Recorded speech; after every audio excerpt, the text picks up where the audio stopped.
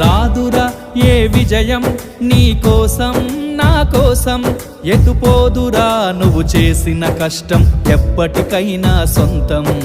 కాలంతో పయనించేవాడికి కానిది ఏముంది, సాధనతోనే సాధ్యమవ్వునని సదాశయంతో సాగర ముందుకు. రాదురా ఏ విజయం నీ కోసం నా కోసం, ఎటుపోదురా నువ్వు చేసిన కష్టం ఎప్పటికైనా సొంతం.